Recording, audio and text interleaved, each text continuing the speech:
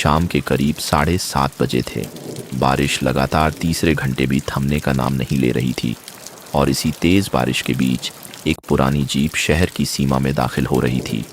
Jeep में बैठा था आईपीएस आर्यन सिंह, कम बोलने वाला, लेकिन उसकी आंखों में वही ठंडक थी जो बड़े से बड़ा अपराधी कांप जाए। लेकिन इस बार बात कुछ और थी। इस बार मामला आर्यन की ड्यूटी का नहीं बल्कि आर्यन की जिंदगी का था। आर्यन 3 साल बाद अपने शहर लौट रहा था।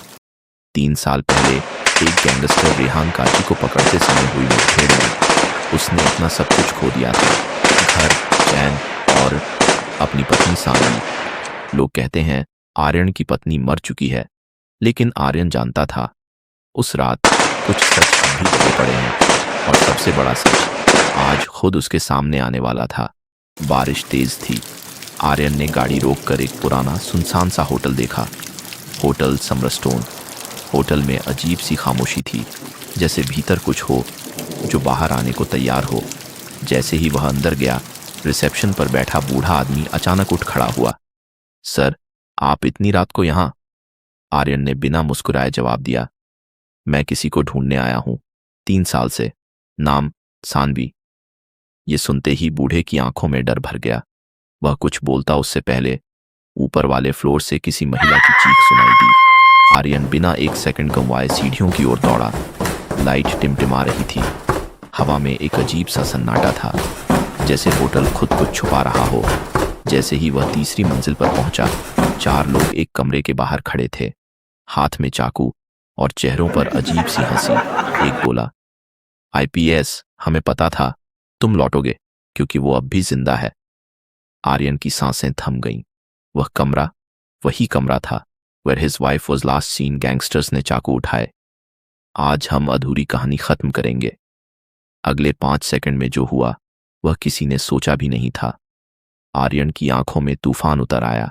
एक कड़क मुक्का, एक किक, चाकू का वार हवा में रोका और 2 बदमाश सीधे फर्श पर। तीसरा पकड़ा। आर्यन ने कॉलर से पकड़ते हुए गरज कर पूछा, सानवी कहाँ है? डर के मारे उसकी जुबान लड़खड़ा गई। सर, वो इस कमरे में है। आर्यन कांपते हाथों से दरवाजा खोलता है। कमरे में घुप अंधेरा, सिर्फ एक छोटी सी मेज पर रखी टिमटिमाती मोमबत्ती और उसके सामने एक महिला बैठी थी। लंबे बाल, कंधे कांप रहे थे, चेहरा ढका हुआ। आर्यन की आवाज टूट गई। सानवी। महिला धीरे से चेहरा उठाती है, लेकिन जैसे ही उसका चेहरा मोमबत्ती की रोशनी में आता है, आर्यन की आंखें फटी रह जाती हैं। ये सानवी नहीं थी, ये कोई और था। महिला के होठों पर हल्की मुस्कान आई। आईपीएस आर्यन, तुम अभी भी वहीं अटके हो जहां कहानी खत्म नहीं हुई थी। कमरे के बाहर कदमों की आवाजें गूंजती हैं। सड़क पार कोई आर्यन को घूर रहा था। बारिश में एक साया, फिर एक काली कार में बैठकर गायब हो गया। कमरे की महिला ने धीरे से कहा, सानवी जिंदा है, लेकिन इस बार तुम नहीं ढूंढोगे उसे, वो तुम्हें ढूंढेगी। आर्यन समझ चुका था आज की रात कहानी खत्म नहीं हुई बल्कि शुरू हुई है। वह होटल से बाहर भागा, लेकिन सड़क सुनसान थी।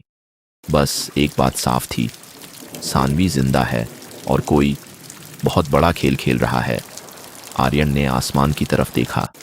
बारिश अब और तेज हो चुकी थी और वह धीरे से बोला, सानवी, मैं आ रहा हूं। पार्ट 2 जल्द आ रहा है। वीडियो को लाइक, कमेंट और शेयर कर दीजिए। शुक्रिया।